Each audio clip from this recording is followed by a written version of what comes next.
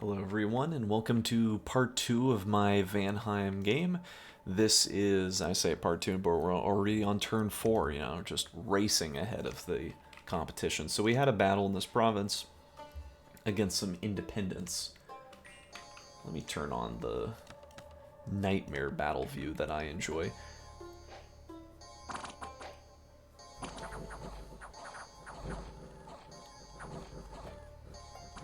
Yeah, so, my Huskarls smashed up against the independents, as it is, as it is to be. And my Vans just kind of curb stomp the commanders in the back line.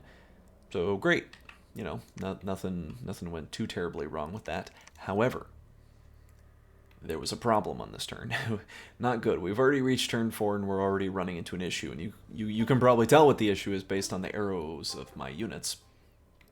So I have Father Biaka here and Hrugner along with him. What I wanted them to do is I wanted them to walk into the Bowl of Dust in 216 and kill these ghouls. And I thought, surely it'll be pretty easy considering I have my prophet here.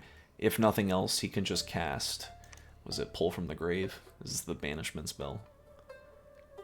Yeah.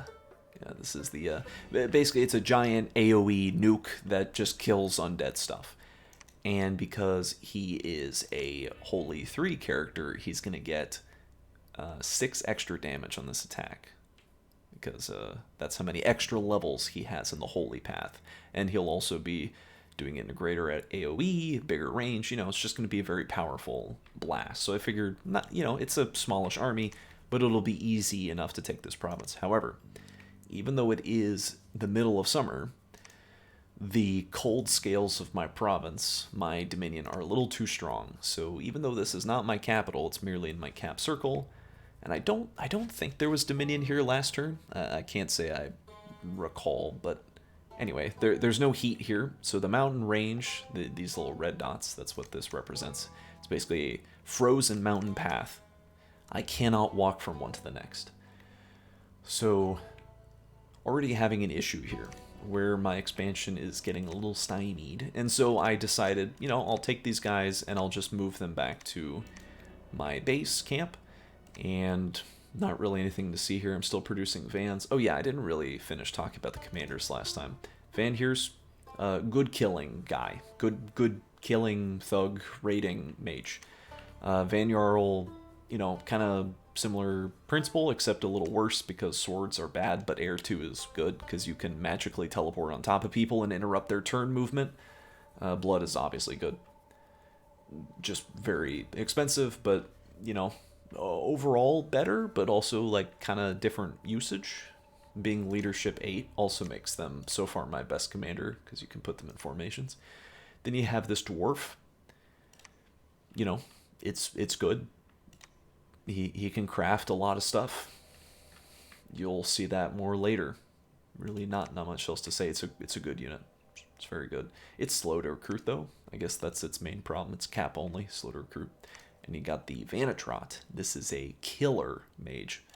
Big air with this guy. Huge air. And if he's, blood, so you can have your blood communions, your Sabbaths as they were, and really power up your mages.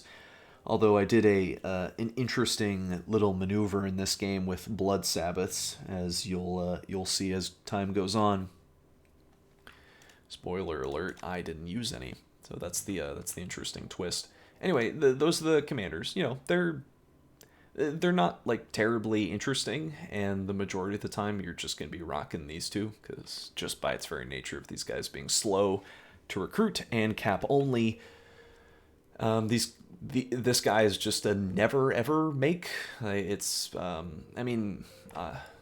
Of course I'm sure there's some weird situation you'd want to make it, but it's just it's not a good. It's not really great.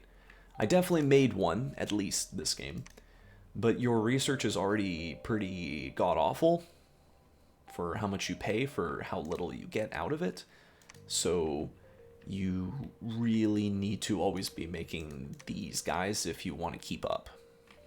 So by that logic, that's why I'm going construction 2, because I was thinking I want to make thug gear, And I also want to make owl quills to improve my research. And I don't have too much use for air gems at the moment, so I'll throw them in the owl quill pit. Anyway, I'm taking the vans that I've produced over the past 2 turns, telling them to bless themselves. This one guy is casting air shield just because there's slingers here. And I'm just saying go in, bless, attack. Should be more than enough vans. I don't have air shield on my bless, so it's, these militia, they don't have javelins, but there are slingers here. I think it said 90 last turn, so should be fine. Anyway, with this situation, I'm just sending these units back. I'm going to have them pick up the units being built in the capital, and I'm going to send them along their merry way. I am not hiring any mercenaries, but you can see these are the players that are currently hiring mercenaries. Still have not found anyone. I do click around on the various provinces, and this is something that I learned to do from an old blind master, is you click around on the provinces and you look at the scales that are in those provinces to see if you can find another player. Because if there is another player around you, you will see their dominion in some way. Even if it's a minor thing, like just a mere luck scale or a single point of drain or something, you'll be able to see it. Other than that, the battle went well. It's not the most valuable province. It does have an earth gem, which is great, but nothing exciting to recruit here, so not bothering. That's really all there is to say this turn. Hopefully we'll win here, and we can keep expansion going. It's turn 4. It's looking okay. We'll see how it continues. Suppose there's just Deer Tribe over here, so this will also be an easy take for when I go over there. I guess as a final point, I was mentioning about the importance of these ports in the last video.